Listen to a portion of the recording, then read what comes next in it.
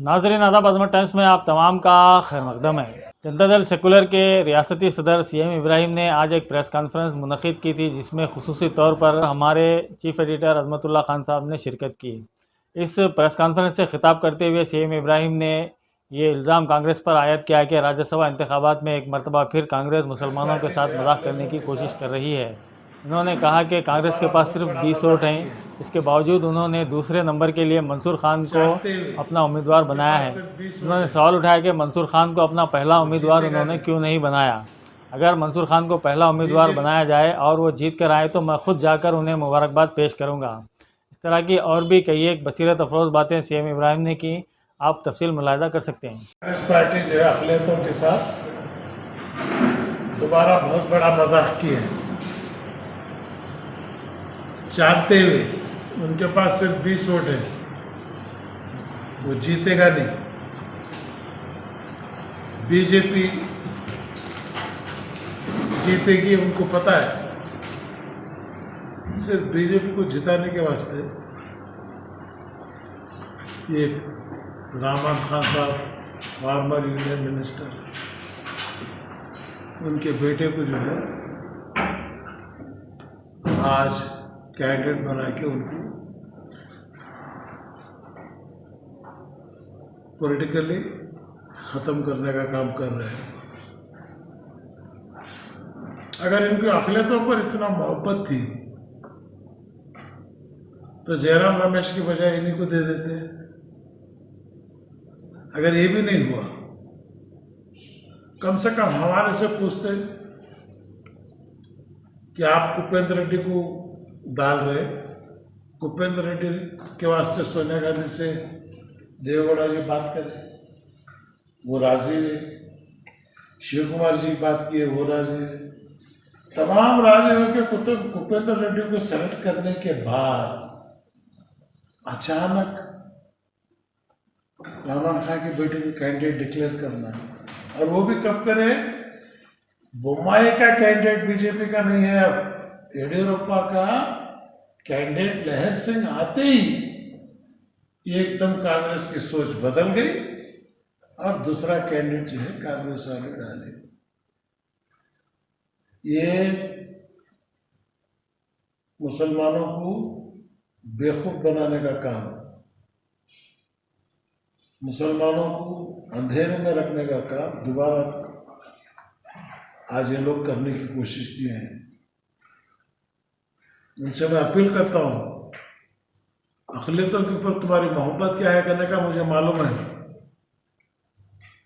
21 लोगों में 19 लोगों मुझे काउंसिल में लीडर बनाओ, बोले नहीं बने तुम्हें। क्यों? एक मजबूत मुसलमान,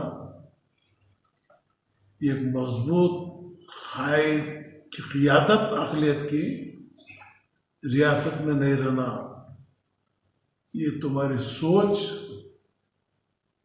इस बार के राज्यसभा इलेक्शन में साबित करके दिखाई। तो मैं जेडीएस कैंडिडेट,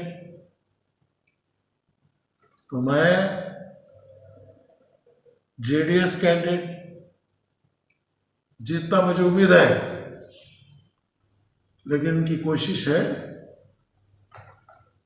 वो नहीं जीते तो भी परवाह नहीं, जेडीएस नहीं जीतना। बीजेपी जीते तो भी परवाह नहीं, जेडीएस नहीं जीतना।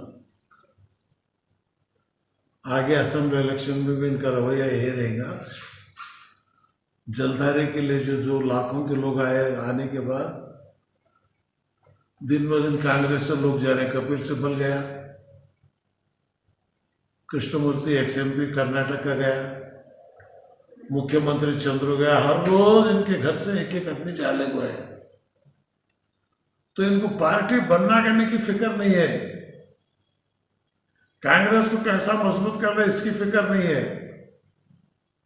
सिर्फ जो है जेडीएस को कैसा खत्म करना, बीजेपी तो भी परवाह नहीं, लेकिन तीसरी ताकत एक नहीं रहना। आज मैं जो कहता था मेरे कौम से, जिस दिन ये तीसरी ताकत बनेगी उस दिन तुम्हारी इज्जत देंगी। जब्बार को दोबारा एमएलसी मिला, क्यों? तीसरी ताकत मजबूत है इब्राहिम गया उन्हें और हमने कमजोर करता यूटी खातर को डिप्टी लीडर बने जब्बार को जो है दोबारा एमएलसी बने मंसूर को भी अगर राज्यसभा को लाते तो मैं समझता कि भाई वाकई इनकी सोच बदली नहीं चिल्ला बनना देखो बंदे लोग हाथ में रख लेना चाहिए। आज जनता दल में फैसला करने की जगह मैं बैठा हूँ खुद मैं इस पार्टी का रियासती सदर हूँ। आज तक कोई नेशनल पार्टी एक मुसलमान को अपना रियासत का सदर नहीं बने। वो देवगौड़ा साहब उनकी सोच कुमार स्वामी के हाल बहाल में बयानात बीजेपी के साथ मुतालिक देसाई के बारे में उनके स्टेटमेंट और जो ताकत आज इस कौम को तक़वियत मिल रही है वो जनता दल से है। तो इसलिए मैं आप तमाम से दरख्वास्त करता हूँ। अब गुजरात के हार्दिक पाटिल वो भी गया कल रोज जा रही है इसकी फिक्र नहीं है। ये पार्टी को ऐसा मजबूत करना नहीं है सेक्युलर फोर्सेस को मजबूत करना इनको नहीं है। सेक्युलरिज्म रहे या भाड़ में जाए एनआरसी का मसला जबान नहीं खोले हिजाब का मसला जबान नहीं खोले हलाल कट जबान नहीं खोले। अरे अखिलियत जो है कारोबार करना जात्रा में देवला के पास नहीं करना बल्कि फरका पर बोले तो मुंह नहीं खोले। आप कभी मुंह बल सिर्फ वोट हमें डालना। तो मैं आप तमाम से जहां तक मुझे सुन रहे हैं जहां तक मुझे देख रहे हैं 23 का इलेक्शन जो है ये जद्दोजहद सबसे बड़ा जिहाद है। गरीबी के खिलाफ फिरका परिस्थिति के खिलाफ जो आज हिंदू मुसलमान एक माँ के बच्चों की तरह जिंदगी बसर करने में खलल डाल रहे हैं उसके खिलाफ ये जिहाद हमें उठाना है। इसलिए मैं 10 तारीख के बाद से दौरे शुरू कर रहा हूँ। मेरी अपील है तमाम आए जनता दल के अंदर शामिल हो और जनता दल को मजबूत करें। जनता दल को मजबूत करना अखिलियत को मजबूत करना है इंसाफ की आवाज़ को बुलंद करना है और फिरका परिस्थिति के खिलाफ लड़ने की आवाज़ को बुलंद करना है। इंशाल्लाह मुझे उम्मीद है। सर एक सवाल है रहमान खान साहब जो है काफ़ी कदीम लीडर हैं और काफ़ी सुलझे हुए लीडर भी हैं आपके हिसाब से। वही तो है ना बेखूबी क्या कहते थे उनमें यहाँ नहीं है बेंगलुरु में नहीं है दिल्ली में है बल्कि मैसूर में। इसके बावजूद जो है ये सिर्फ बगज़ से इब्राहिम के ऊपर गुस्सा। अब उन्हें क्या समझे मंसूर खार गया तो इनको सिंपत्ति मिलती करके सिंपत्ति नहीं मिलती उल्टा जो है मुसलमानों की बेइज्जती हो रही है। जानबूझकर तुमने मालूम है नहीं जीतता बोल के तुम्हारे पास ऐसे 20 वोट 45 वोट की जरूरत है और जेडीएस के पास इस वक्त 33 वोट है। तो आप जो है ये बेहतर है कि आप खुद रहमान साहब से पूछें कि ऐसा करें बोले। सर क्या ये मुमकिन है कि फर्स्ट प्रेफरेंस वोटिंग है रहमान खान साहब के फर्जंद को की जाए बाद में जो प्रीवियस वोट हों वो बाकी दूसरे जो कैंडिडेट्स हैं। वही तो मैं बोला ना कांग्रेस से मैं अभी भी अपील करता हूँ वहाँ पर मंसूर नया बच्चा हुसैन गला खातूनों को जयराम रमेश ऑलरेडी फूटा होगा 2-3 बार चमकाया उन्हें उसे दूसरा वोट दो मंसूर को पहला वोट दो जीता सबसे बड़े तुम्हें मुबारकबाद दे बजा तुम्हें। सर इससे पहले भी जो एमएलसी के अंदर देखा गया कि मुस्लिम कायद को ला करके उसी तरह उसके साथ भी बर्ताव हुआ। तो क्या ये सिलसिला कब तक चलता रहेगा और कैंडिडेट सरडगी साहब की मिसाल तो है ना इकबाल अहमद सरडगी साहब की मिसाल है और मंसूर खान दूसरी मिसाल नहीं एमएलसी के अंदर केजीएफ बाबू को भी इसी तरह मामला केजीएफ छीन डाले उसे पूरा पाप उन्हें रास्ते में लाख खड़ा कर डाले। अब परसों ईडी का रेड भी हुआ और उन्हें स्टेटमेंट आता रहा हम इतने करोड़ गए।